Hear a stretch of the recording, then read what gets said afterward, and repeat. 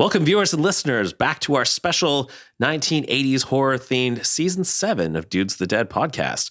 Joining me, as always, is Leatherface Lee with his nice beard. Just looking. Indeed. He trimmed it, I think. Nope. Okay. Well, it looks good regardless. Yeah, so we've got a special, I'd say a pretty iconic 1980s horror film lined up for you today, one that's maybe a bit synonymous with 80s horror. I think so. Yeah, I think so. So excited to talk about that. But first, before we discuss that, we're going to do our quick cuts. And do you want to jump in and do a quick cut to start? Sure. I'll start because I have a bad one. I just watched this last night, actually. I've been, I wouldn't say dying to see this, but I've been curious about it because I've seen it on, I think I watched it on Tubi maybe. Anyway, it's Satantic from 2016, 1 hour, 25 minutes. IMDb 3.7 and Rotten Tomatoes 0 and 17%. What possessed you to watch this film? Okay, so The Rotten Tomatoes score? no, I actually didn't look at any of that before I watched it. I just thought I'm going to go in blind. So the synopsis is 4 friends on their way to Coachella stop off in Los Angeles to tour true crime occult sites, only to encounter a mysterious young runaway who puts them on a terrifying path to ultimate horror. I mean, the premise sounds all right. Yeah, so that's why I watched it. I read the, premise. I thought, okay, well, that can't be. So to be fair, like production value is pretty high. It's not, sketchy in that sense. Your 4 leads, the performances were kind of meh, and the whole satanic thing was a little bit over the top. I think like the premise is good, but they weren't able to land it. Right. Like they weren't able to pull it off, kind of like what we talked about with some of the things with Prince of Darkness. Right. Yes. So the idea of the premise was pretty cool, but then it just didn't happen for me. And what made did you see it on the list somewhere? Did the cover art look cool? Like why did you watch that? Yeah. So the cover art reminded me of something else. And I thought, so it's basically a facial shot of the main female character and her lips are stitched shut. Oh, okay. That rings. I think I remember that cover art. Yeah. And I think it's been done on something else actually. And it's not the one that you might be thinking of. I was going to watch it and I looked it up on Rotten Tomatoes and saw it had 0 and then I passed. But no, so I took a hit for everybody and I watched that. And you know what? So you are recommending it or? I'm not recommending it. Okay. I'm not recommending it, but just because we've talked about this before, 3.7. So horror movies take a bit of a beating. 100%. So 3.7 and 0. I don't think it's as bad as the numbers would lead you to believe. That must have been based on very few reviews. Yeah, I didn't take a stock of what the numbers were, but yeah, it was just it was unfortunate. Even Blood and Honey had 3%. Exactly. So. And I think it was better than Blood and Honey. I would watch this before Blood and Honey, but not before Blood and Honey 2. Have you heard of the new Peter Pan one coming out? I have. Okay. Yes. Have you watched that idea? Wasn't there another There's a Bambi. one? They're doing a whole multiverse. Were you tempted to only pick 1980s films for your quick cuts this season? No, because we do enough of them that I'm like, oh, no. Yeah, I kind of had the same thought. All right. Good pick. There you go. I can confidently say that mine is better than yours, or at least certainly better critically received. I chose one that I missed in 2023. This is Godzilla -1. Oh, yeah, it's a good one. It's a 2023 Japanese epic kaiju film written, directed, and featuring visual effects by Takashi Yamazaki. Set in post-war Japan, the story follows Koichi Sekishima, a former kamikaze pilot portrayed by Ryunosuke Kamiki, who grapples with post-traumatic stress disorder after encountering the giant monster Godzilla. The film delves into themes of guilt, redemption, and the nation's struggle to rebuild after the devastation of World War II. Unlike your film, Rotten Tomatoes gave this a 99% approval rating with an audience score of 98%, and this has a 7.5 on Internet Movie Database. What are you suggesting? Perhaps slightly better received. They weren't that far apart, really. No, then Satanic, that's what yours was called? Satanic, yeah. Right. So I think you saw this one, right? Yes. Yeah. Really good. I had almost had very high expectations because I'd heard all the buzz around this film. It was on a lot of people's top lists of 2023. But certainly this was very good. I think, when you see 99%, you're like, is this Schindler's List? And it's not. But for a Godzilla film, there's a lot of heart and character, and it's almost like, unlike, I actually have not seen too many of the like 39 Godzilla films in existence. Yeah, I mean, I saw that one, -1. I went back and watched the original, and I've seen one other one. I can't remember which one it was. Maybe it was a remake of from like the mid 2010s. Yeah, maybe. One. Yeah. Yeah, I've seen a couple of them. But anyways, I would say this is the best one that I've seen. It is very good. The visual effects really impressive. But mostly they really invest in the human story and the character. And the Godzilla part is almost secondary. I would agree. Yeah. And I think that's what makes it really good. So, if you've not seen Godzilla -1, I'd recommend it. I won't go into details to spoil anything, but I'd say you're better off with Godzilla -1 than Satanic for this episode. I would agree. Spend your time on Godzilla for sure. Sorry, Satanic. All right. Good for quick cuts? Good for quick cuts. All right. So jumping into a 1980s horror classic. I wore the most 1980s horror shirt that I could find. I didn't. Pink and rainbows. Sorry. No, that's okay. Yours is 70s. That's okay. Yeah, that's good.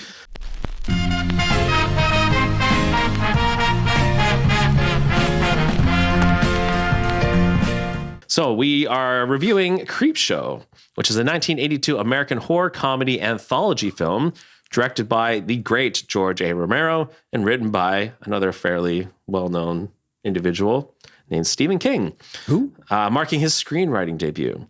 So we've not done a anthology before. I don't think, did we? We never did VHS, did we? I don't think so. We've done it for quick cuts. Yes. Okay. So anyways, I've got a very brief synopsis for the 5 short stories that are comprised in Creepshow. Number 1, Father's Day.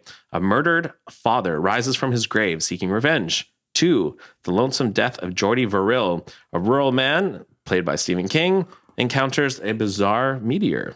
3, meteor shit. Something to tide you over. A vengeful husband, Leslie Nielsen, enacts a grim plan against his unfaithful wife and her lover.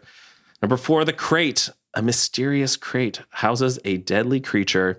And the finale, they are creeping up on you. A ruthless businessman faces an infestation of cockroaches. So the ensemble cast includes Hal Holbrook, Adrienne Barbeau, Ted Danson, Ed Harris, Leslie Nielsen, and E.G. Marshall. And the film pays homage to the EC educational comics, horror comics of the 1950s, such as Tales from the Crypt and Vault of Horror. This one received a respectable 65% approval rating on on Rotten Tomatoes and a 6.1 on IMDb. So, I'm always curious because you watched horror in the 80s. Do you recall your first viewing and in what context you watched the original Creepshow? I don't recall exactly. When I saw it, I had the comic or a graphic novel, if that's what you want to call it, which I read first. And it was a way to, and it might have been released at the same time as So were you familiar with these comics, the EC comics? No. Okay, but Creepshow was a Stephen King book that was put out in comic strip format, and it mirrored the. Were they released together? Well, that's what I can't remember the release. Okay, like whether it was released first or whether it was released in conjunction with the film. I just know I read it first and then saw the film. I do remember liking the film. I mean, from a modern eyes. And actually, this was one of the critics said, I think with most anthology films, we've talked about this with VHS, they're inconsistent, they're uneven. And this one is the same. I'll be curious to see which ones you liked, if any. Yeah, that's what I was most excited to hear, which ones you like and don't like. For me, I had thought I was going into this watching it for the first time. But then as I started watching it, I realized I actually had seen it before, but a long time ago. I think when I was talking to you about when I remember watching it, that was Tales of the Crypt I was thinking of. Oh, yeah, okay. Not Creepshow. Yeah, okay. So I remember as a kid watching an anthology, and I think it was Tales of the Crypt. And then Creepshow I must have encountered. Maybe it was on in the background at like a social gathering. But I definitely remembered some of the... Yeah, there's some pretty iconic... 100%. Yeah. Okay, so you like the film? I think I'm going to get a lot of hate on this one. Well, I mean, I don't think so necessarily, because if you go back to like, I had 6.8, so I might have misread it, but IMDb is around 6 point something. Rotten Tomatoes at 65. That's not overwhelming in terms of audience, response. The critics were mixed in the reviews that I read. I think I do like it, but it's nostalgia. It's not because it's a good film. Yeah, it's interesting. Like it's knowing what it's trying to do and knowing its goal, I think it succeeds. I appreciate what it's doing. I respect what it's doing, but on an entertainment level, I wasn't really digging it. I'd say really, I only truly enjoyed one of the 5. Do you want to guess which one I liked the best? Yes, I do want to guess. I'm just trying to think. I'm going to say The Crate. That was my second favorite. Okay. I think Something to Tide You Over was the one that I liked the most. Yeah, that's a good one. And part of it, maybe it's because I'm a fan of Leslie Nielsen, I would say. I loved Airplane and the Naked Gun films. And I know that before he did his comedy run, he did a lot of more serious film. He actually played a villain quite often, but it was cool to see him in that role, because I've not actually seen many of those films where, have you seen many Leslie Nielsen films where he is a villain actor or a romantic lead? No, it's always been comedies. Yeah. But he's very good at it. Yeah. I mean, that's definitely one of the ones I probably like 3 of them. And two, like, it's not that I didn't like, for example, Father's Day. I just thought it was a bit lame. Like there wasn't much to it. Do you know if that was Ed Harris's first appearance? He's very young. He did look really young at first, like, oh wow, that's Ed Harris. Yeah, I couldn't believe it. I don't know if that was his debut or not, but he barely even gets mentioned in the credits at that time. So he must have been pretty early in his career. I think it was pretty early. Yeah. So, I mean, Father's Day didn't work for me. I have a soft spot for the Meteor one. I kind of appreciated that one. Yeah. Because, I mean, it's not necessarily none of them are horrific or scary or anything else. No. So it's not a horror anthology in that sense. One of my questions for you was, they're very campy. Yeah. And they're supposed to be. That's the thing, right? So I know that that's what they are trying to accomplish, and they did it. But just to sit down in 2025 and just watch for an enjoyable film, I didn't find there was much there that I... Yeah, it's challenging. I mean, it's one of those ones for me that I can see... My wife was like, what are you watching? She's like, that sounds horrible. Like, yeah. I think it's one of the ones you watch like we're doing, if you're doing like a retrospective of an era. Yeah. Because I think... there were lots of anthology, like The Crypt Keeper, Tales from the Crypt, this one, and Tales I do from like the Hood. I think that was a parody of this kind and of VHS, thing. I think, is a bit of a love letter to those as well. Yeah. Oh, yeah. I don't mind anthologies, but for me, it was the tonal disconnect. Yeah. The very cheesy, campy feel to it. And I felt like the Tide You Over one, the middle one, was the one that played it the most straight. Yeah. And so I liked that. And it was a nice setup. I mean, Leslie Nielsen plays, the jilted husband who's obviously got revenge on his mind. So I liked his performance, and I liked how that was presented. Having not done this before, do we want to systematically go through each one, or do we just talk about them freestyle? Yeah, I'd say freestyle. Okay. I mean, because let's not spend time on the ones you don't think, like, if Father's Day isn't one. Yeah, the Father's Day one was just very simple. It was pretty short. Yeah. Most of the characters are despicable. Usually they're just very unlikable. There's no character to really attach yourself to there. The thing I appreciated about that one was the practical effects were really good. Yes. Yeah. Like the zombie. I guess we don't want to spoil anything. Too late. Yeah, fair enough. There's not much to spoil. These are pretty just for fun. Yeah, fair. But the practical effects of Father's Day I appreciated. So you appreciate the vignette style. Yep. But would you agree that most of them are inconsistent in how they approach each vignette? And have you ever seen one that was consistently good? Where all of them are consistently good? No, okay. Probably not. Me neither. I'm trying to think of like 4 Rooms I really liked. Yes. I think that one has some consistency. 100%. But you have Tim Roth as the central character. It's also not horror. No, sorry, I was just trying to think of you're right. anthologies. You're right. I mean, in other genres, I've seen anthologies that one is a great example. The first VHS was pretty solid all around, but again, there's certainly ones that are better than others. Yeah, I would agree. Yeah. So you mentioned that the Meteor one, what is it? Lonesome Death of Jody Verrill. I mean, Stephen King was such a caricature. Yes. Like I struggle with that. I just can't get into it because it's not taking itself seriously. So why should I take it seriously? The practical effects were okay. I like what was happening. The greenery thing was kind of cool. In the movie, and it's been a long time since I've read this, but I feel like and I'm pretty sure I'm accurate with this. These stories came from his first collection of stories called Night Shift. And if I remember this story, I think it was called Weeds. Yeah, and it was more somber and serious than what came off on the screen. Right. And I mean, Stephen King often, like, he does send up, I think, lovingly where he lives and the kinds of people that he's come across and the kinds of people, like maybe, rural residents that you might find in Maine and stuff. Yeah. So I think he has a good time with that, but he's also doing it with love because he's never moved. He's always stayed in Maine. Yeah.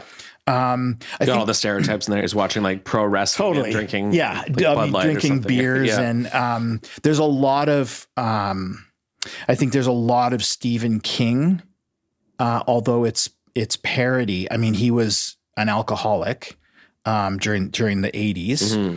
And this was his screen debut, correct? I believe in an acting role. Yeah, and he's good. Like he does a good job actually for someone who's he's fair enough. Yeah, not an actor, exactly. But just the character is intentionally really campy, which normally doesn't do much for me. But I mean, one of the things that I didn't necessarily pick up on, and I might be like reading way too much into this, but knowing what I know of Stephen King's writing, I wondered whether or not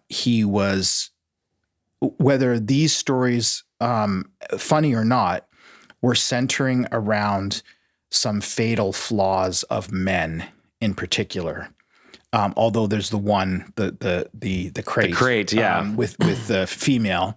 But there's also the fatal flaw of Hal Holbrook's character, which is, he's browbeaten by his wife. But if you look at all the other ones, if you look at the cockroach one and what was the one, Leslie Tide You Over, and Jody Verrill and Father, those are all male characters, and there's something wrong with each of them, which leads to their demise. And apparently that was a feature of those comics from that time, is they almost had those morality lessons to them. And I think it sounds like it did a very good job of replicating and emulating the source material that they were shooting to replicate. Even to the point of having do you like having like the little speech bubbles and the comic book aesthetic woven into the Creepshow? Yeah. I mean, I think that's part of the aesthetic of it, but also part of their love letter to EC Comics. Yeah. Like how each anthology was introduced with like a comic book page and the comic book ending. They maybe go, is it too heavy handed with it? Do you think? Well, see, that's the thing. I mean, it's really hard. What are we, 43 years later? It's easy to say, I think with modern eyes, okay, it suffers from this or this or this. But if you look at the filmmaking that was going on in the early 80s and late 70s, I don't know if it was heavy-handed. I mean, I don't feel like it was, because I think they wanted to clearly demonstrate what they were trying to pay an homage to. So I don't know. I don't remember the year, but did you watch the Adam West Batman show as a kid? They were in the bam, the pow, and the biff, and like that again has that like direct reference to comic books with that. That would have been similar time period, right? Or was that earlier, 1970s? Ooh, 60s. 60s? Okay. Yeah. I remember watching as a kid, but they were reruns. It wasn't of that time. I mean, I think actually it may have started. I know Star Trek, the original series, started the year I was born, 66. Okay. And Batman was very close to that. Right. But if you look at Batman 2, you can kind of date it by some of the styles. Like I think it's later 60s because there's some really groovy styles in there. Anyway, I digress. So I haven't seen a whole lot of Ted Danson stuff, but I watched Curb Your Enthusiasm. Yeah. I didn't watch Cheers. But yeah, I enjoy watching Ted Danson just because I know him from that show. So it was fun to see him as a young, actually quite good looking, debonair dude, which is not how he is portrayed in Curb Your Enthusiasm. Sure, but he's quite old, which is not his fault. So to read between the lines, or maybe it's not really reading between the lines, would you say, I'm sensing you don't think this holds up for a modern audience? No. Okay. Not at all. I think if you were just to say to like a 20-year-old today, like, hey, go watch Creepshow, I don't think they would enjoy it. Okay. But I wonder if at the time, maybe, I mean, people probably did. If you don't understand what it's referencing and that I have that exact question. It's an homage to EC Comics, the 1950s, then I don't think it holds up. Yeah, and I think that's fair because I was already a big Stephen King fan when I watched this, and I'd read, well, at least Night Shift, The Stand, and The Shining by the time I'd seen this, because I got those when I was about 12, 13, so late 70s. And I also, Stephen King talks about his love of EC Comics in a lot of the prefaces to his books or the introductions.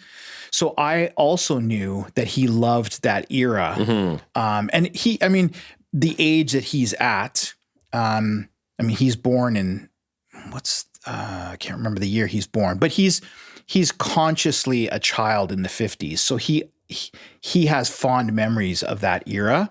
And you see that, like if you look at Christine, it's a 1958 Plymouth Fury or whatever it is.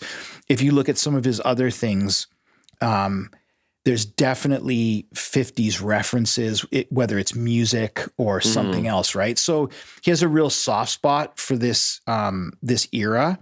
And I think it would appeal to viewers of a certain age, and then past or beneath that age, it'd be like, they probably think it was lame. Because I think Stephen King, one of the things I love most about his stuff is his characters are really good and they're interesting and they're deep and they're dynamic. And you don't get any of that here, right? They're just caricatures. They're goofy. I think the Tide one with Leslie Nielsen and Ted Danson, they do have a little bit of real character to them. And I think that's why I like that one the most. And I agree with you. I think that's probably the most straight up one compared to the other ones. Yeah. I found it kind of funny that the theme of that one is like technology, and the guy has all this technology, but when you see it in 2025, like the good tech he has just looks so old and dated, and it's hilarious that I think the intent, and if you watch it at the time, would be like, absolutely, oh wow, look how high tech, look at all this gear he has. Yeah, you're like, oh god. But I mean, I still, it's funny because I was looking through the Facebook Marketplace, and I'm constantly, because I grew up in that era and I had like stereos and I was constantly upgrading my receiver and my speakers and my turntable and whatever. I still look at those things with some sense of, oh, I wish I kind of had that. That'd be cool. I don't have anywhere to put any of that kind of stuff. And I don't have any vinyl anymore. So, but I think again, if you grew up, you probably have something similar in your childhood where it was like maybe it was computers, because that was after my time, right? Not after, but like I wasn't young when computers first hit the market. Right. I was already, in my late teens, 20s. So I never really coveted that until I got older. And then it was like, oh, I need a bigger, look at that picture. And it's like a TV where you have a knob still where you change the channel. So when you're used to having like 4K, it just... Yeah. Anyways, I thought that was kind of funny. Yeah, I mean, it's going to be that way if you go back and watch like movies from the 50s or whatever, it's the same thing, right? There's technology that is like, that's not really technology, Yeah. But Leslie Nielsen was great. I think having not seen him really play a legit villain. Yeah. I thought that was cool, and I think that's partly why I liked it too. Because when I saw him on screen, I was waiting for the airplane, the naked gun kind of "Don't call me Shirley" approach. Exactly. I was just gonna say, and "Don't call me Shirley." Yeah. The cockroach one. I mean, I didn't necessarily like it because that character was so unlikable. But it does that one gets under my skin because I don't like cockroaches and I don't like the skittery bugs. I wonder if that one just lives or dies based on your comfort level with cockroaches, because I was kind of waiting like, okay, they're probably going to save the best one for last. And that was my least favorite. I just didn't care. I'm like, this is not what I want. And it's interesting to me that they chose that to be the final one. But if you're terrified of cockroaches, then maybe it is the scariest one. Yeah. And I think because they're real. They imported like 20,000 real cockroaches from Trinidad or something for that. That's crazy. Yeah, so they're legit. I was thinking that when I was watching that segment, it's like, I wonder if they were able to corral all of those, and I'm guessing not, or whether they got into the building, or you know what I mean? Yeah, they had specialists there like working on it. So wow. Like what intrigues me about that one is that I believe, I could be mistaken, that character is based on Howard Hughes, who was, famously reclusive particularly in his last days. And he did live like in a penthouse that was hermetically sealed. And I just found that to be like an interesting connection to the segment. But yeah, I think you're right. I think because I'm really kind of creeped out by those kind of bugs like cockroaches and even even silverfish. Oh, interesting. It's not like I, jump up on a chair and scream like it's a mouse or something, but it irks me. And I'm like, oh. So do you jump up on a chair and scream if you see a mouse? No. Oh, okay. No. But, that's the reaction. Yeah. So it doesn't stand up for modern viewers. We talked about the vignette style. Do you think it would stand up for modern viewers? Not really. No. I mean, again, coming back to that idea, for me, it was nostalgia. So that made sense that I had a bit of a good feeling. And I, not that I relived it, but if you've seen something in your formative days and then you rewatch it, you have better memories probably than somebody who's watching it for the first time, right? Yeah, because when I hopped on Letterboxd and watched or saw people's ratings, some of them were very high, like kind of 4.5, 5 stars kind of thing. Exactly. Which I could see if you watched it in that time and you read the comics and this was like, yeah, that's exactly what I love. But if you don't have that background and you're coming in, as you say, like 40 years later, yeah, I don't know if it holds up. I mean, so an interesting thing for me, an interesting comparison, you really liked the first Evil Dead. Yes. And I don't have the same joy for that one, partly because I didn't see it when it first came out, and partly because I don't find that over-the-top craziness to be entertaining. Yeah. I mean, I get it, and it's similar. I get what they're doing. Yeah. It just doesn't do it for me. Yeah. The scary bits and some of the effects and stuff I do like, but it's the it's the was Bruce Campbell. It's his antics that I'm like, right. and I get it because they can be funny, but they're just too much for me sometimes. So I think that's a similar comparison in the sense that you enjoy that, but I don't, right? And would you say this is a similar style? No, I'm not comparing it necessarily to style, but the comedy elements, like you're saying. So for me, the comedy elements in Evil Dead, the first one, didn't really do it for me, just like the comedy elements in this one don't really do it for you. Gotcha. And so we've talked about horror comedy before as well, and this is probably a good example. I don't know that they should have labeled it or tried to make it come off as horror. I think, and I don't know how they would have spun that, because you've got Romero and Stephen King. Yeah. People are going to expect something.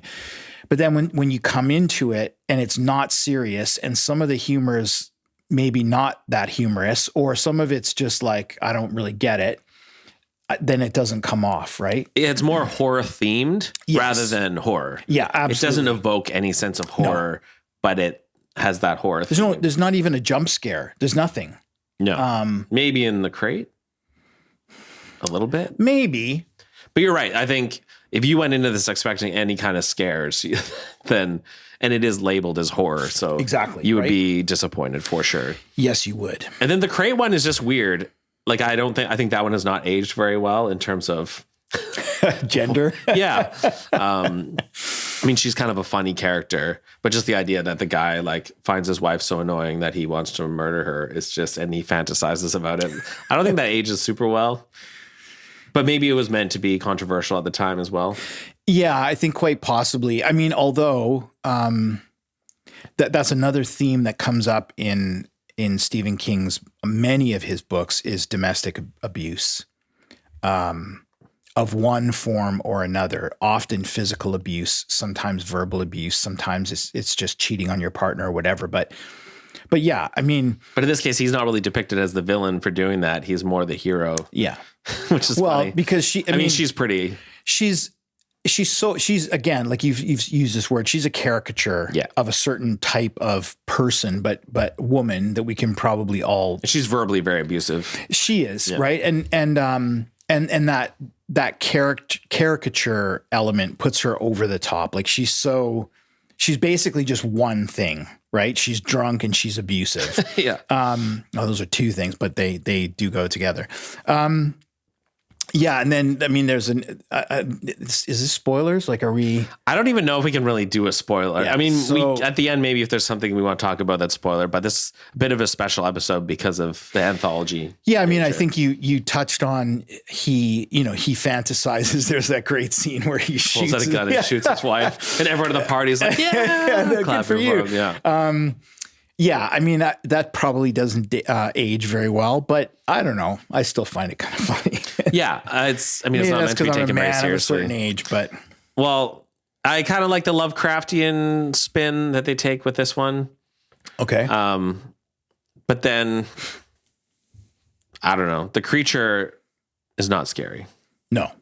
But you have to remember, I mean, so when is American Werewolf in London? It's after this, I think, but not far after this. Yeah. But, Rick Baker's transformation scene in American Werewolf was groundbreaking. And that's not what this film was trying to do. So I think in the vein of a comic book that was geared towards kids, it fits. Like that, the monster in the crate fits. It does. And they established that even at the beginning, which we didn't mention, but before they jump into the anthology proper, there's like the introduction with the boy. Yes. And his dad is like, actually like very abusive to him and his wife, but basically like scolding his kid for reading these crappy horror magazines. What are you doing? This is inappropriate. It takes away from him. And then at the end, the boy is like getting his revenge with the voodoo doll or whatever. Some good cameos by Tom Savini. Yep. George Romero's in there at one point. So we're saying, but yeah, they clearly established that it's for kids because it's the kid who's reading the comic. Yeah. Yeah. No, that's the thing. I think the film succeeds 100% at paying homage to what it's trying to do and as a love letter to 1950s comics. But I just wouldn't recommend that anyone run out and watch it. Really, yeah. Unless you're interested in just the historical significance of it. So I watched Monster Squad last year. Would you say the same thing about that? I think so. That's geared towards younger viewers. See, that's like the first horror movie I think I ever watched. So I have this like super strong nostalgia. And so I see the point you're making there. That's a movie I watched with my daughter, and that was fun to see her experience it. But would I watch that for my own enjoyment to be entertained as a horror movie? No. I mean, I watched it because I'd never seen it. Mm-hmm. And that's, I mean. Was it hard to watch for you? Not really, because I kind of knew, but I mean, it's campy. It's a little bit over the top in many places. But again, if you look at Gremlins, I mean, that's come up a few times in things that I've read and watched as a horror. I never thought that was a horror film, but I get how maybe you could put it in that. We might be doing Gremlins, right? Later this season. We might be. So I'm curious to see how that holds up. Yeah, because I haven't watched it in years and years. Yeah, I used to really enjoy the Gremlins films as a kid. So in my mind, that is a franchise where I have nostalgia. But yeah, it is. I think particularly for the ones that are geared to younger viewers, they don't hold up because the production value, not necessarily of the performances or whatever, but of the monsters or of the effects, maybe don't hold up to a modern eye. But I think, again, if you were to play those films for a younger audience, you could still elicit the same kinds of reactions that you would have. 100%. I think what these do is, though they're not horror for people who've spent the last 10 years watching like Sinister and Hereditary, whatever. But when you're a kid, it's edgy enough that if that's your first exposure to something, then it does stick with you and it does make an impression. So I'd almost put Creepshow maybe in like a kid's horror. I agree. Because like Monster Squad, like Gremlins, like when I watched Gremlins as a kid, like it felt edgy and it felt like there is some gore and it does bother you. And this certainly has some gore that if you've just watched, I don't know, like kids Saturday morning cartoons and now you're watching Creepshow, it's going to have that edge. So I almost wonder if they kind of made it with kids in mind. And maybe this almost belongs in a kids horror category rather than adult horror. Yeah, I mean, certainly it was a wide release, and a lot of adults, of course, of the time would have watched it if they were fans of the comic and if they're fans of Romero and Stephen King.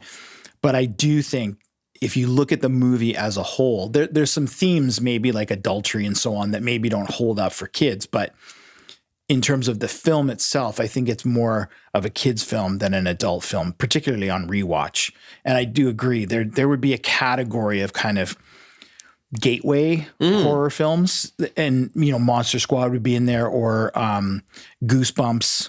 Yeah. Those books. There's a couple of Goosebump movies. I think one with Jack Black. I remember. Yeah. Seeing. Yeah. Yeah, I like that idea, the gateway horror. Like, I think that's what those are perfect for. Like, if you want to show your kid a horror movie, but still have them like not come into your bed as soon as they go to sleep not and still sleep for the night. Like, those are all good choices. Yeah, for sure. Anything else? Well, I'm curious. So, if you were to rank them, how would you rank them in order from favorite to least favorite? Good question.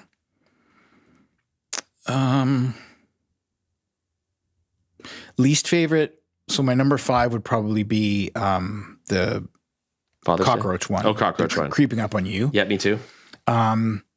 Second, so number 4 probably would be Father's Day. Yep, me too. Then Jody Verrill. Yep. Then I think you're right. I think Something to Tide You Over is a better. I'd probably do The Crate second and Tide You Over first. Okay, so I wrote mine out with the exact same order. Okay. So yeah, my favorite was Tide You Over, then The Crate, then Lonesome Death, then Father's Day, and the cockroach one at the end. Yeah. Which is interesting. You'd think you would save your best one for last. I remember being disappointed. I remember being like, okay, some of these weren't great, but I'm sure the 5th one will be really good. I was like, oh, that one was lame. So in terms of, and I'm trying to think if there was a reason why they would have done it the way they did it. I guess for them, though, if they're importing 20,000 cockroaches and, to them, it maybe felt like the main event. And if you're scared of cockroaches, then maybe this would be the most terrifying one. For me, it doesn't bother me really. They're kind of gross, but I mean, I wonder how it would play if you showed it in the order that we're suggesting. Mm-hmm. Because I would argue that Father's Day is probably not a bad start because it's short, it's sweet, it's easy to figure out. What's happening. So I think that's a good starter. Yeah. But would you, so if we go on that, so if we say Father's Day was a starter, how would you order them so that they would end better? I think Father's Day makes sense to start. Then I think you could still do Lonesome Death. Mm-hmm. But then I think that you would do the cockroach one and then do the crate and then Something Tied You Over, I think would make sense. Or the other way. Or like flip those two. I think I agree with you because I think the crate has the most It's maybe the longest one. Yeah. And has that more of like a story arc. Yes. So that might make a good finale. But I was just thinking about the very end of Something to Tide You Over. And I think that would make a good out. Yep, totally. So for me, that one I would put as a last one because it brings it down to a more serious note. That's true. And then the way it ends is more like a horror film would end, right? Yeah, I like that. I can get behind that for sure. So yeah, when we remake this film, please go out and see it in the theaters because, you know, we Now they did remake this sort of, right? Isn't there a TV show, Creepshow? Oh yeah, there's because I know I came across it when I was looking something up and I don't know how many seasons there are, but there is a Creepshow TV show. I've not seen it. Have you? No. I'm guessing the idea is that each episode is a different story. I would guess. I don't know for sure. Okay. But I would guess it's like. If you've seen the TV show and you think we should watch it, maybe say so. Put it in the comments. Because that's something I might be interested in if it's not like this. And that's more recent. Yes, I think it's like 2021. Yeah, so I think I would guess that the scares and the practical effects are probably going to be more standard. Yeah. Well, I'm guessing because you don't like long run times. So you probably appreciate anthologies with the short films, do you? I do. I was going to mention that because this is like 2 hours and something. It was quite long, actually. Or maybe an hour 58. But it doesn't seem that way when you have vignettes, right? Yeah. You don't have time to have a long story lag. Mm-hmm. You've got these, short, like let's say each one is 20 minutes or 25 minutes and some are longer than others. But when you think about the arc of a story and having to kind of introduce a character in the situation and then get to the problem, get to the climax and resolve it, 20 minutes is not a lot of time. Yeah. So that makes things go by much quicker. Yeah. I found VHS the same way. I mean, the original went by very quickly because you have something, you have a story, you see it, it's done, and then you're interested in the next one. And it just keeps you moving along, I think. Yeah, no, I like anthologies. The premise of them is good. It's kind of nice to mix it up.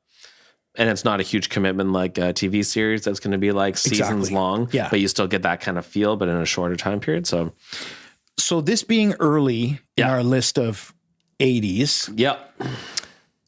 I'm going to guess that you might be starting to feel something about 80s this horror. decade.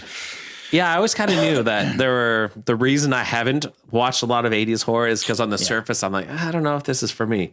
That being said, there are some great ones. Sure. Yeah. But yeah, that's why I'm curious to keep going in the season and see. Yeah. Because so far, Prince of Darkness was pretty meh. This one I didn't really enjoy. Well, we'll see what our next episode brings. Yeah. And I think, I was just thinking of. I love Chopping Ball.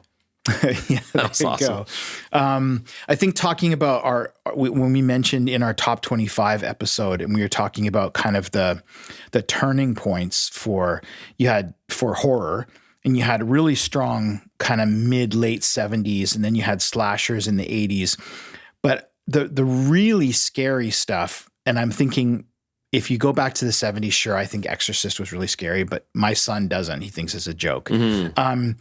But things like The Conjuring and that universe, that was real scare. The last 10 years has been very high. So I think it's very difficult to divorce yourself from the experiences that you've had viewing modern horror and look back. Like there was nothing like The Conjuring in the 80s. There's nothing like that. So did they have jump scares? Sure. Did they have slashers and, gore and all the rest of it? But I think a lot of the 80s films were about body count. Like if you think of the Friday the 13th franchise and Halloween and Freddy Krueger was, I guess, mid 80s that started. So a lot of those. And exploring practical effects like Tom Savini and, seeing what we can do with practicals for gore, but it's not psychological horror. Exactly. They weren't trying. Conjuring. I don't know if they were trying to scare you as much as they were trying to make you uncomfortable or make you jump in your seat and be grossed out. But I don't think they were trying to, because I remember seeing The Conjuring in the theater and nearly jumping out of my skin. 100%. Right. Yeah. So I can't really recommend this. Like if you're consider yourself a modern day horror fan and you've been watching Talk to Me and Hereditary and The Substance and Heretic and Nosferatu, and then you go and watch Creepshow, it's not going to be good. If you're interested though, just from like a historic perspective, if you want to know what it was like to watch horror in the 80s and experience, you know, Stephen King and George Romero, like two godfathers of horror and something they put together. But on an entertainment level, like if you want to say, yeah, you should go watch this, I would recommend this on the same level I would recommend Talk to Me or The Substance. Like it just doesn't hold up compared to those things. And as we mentioned, unless you want to introduce your kids to horror, and then you might that's a good point. Bring it down to this level.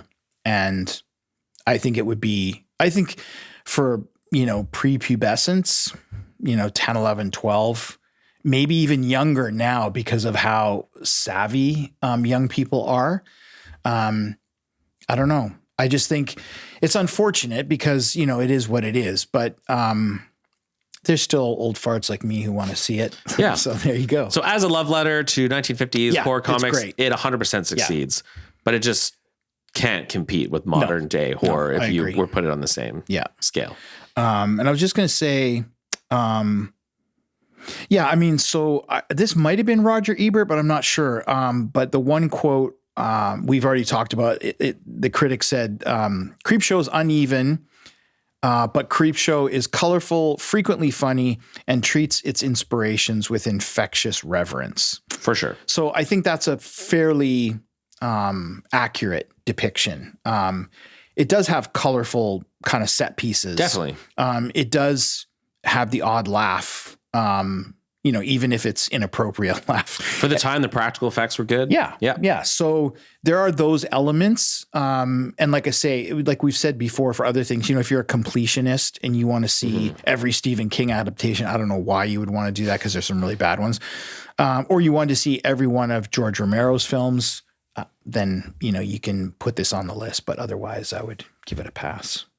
Agreed.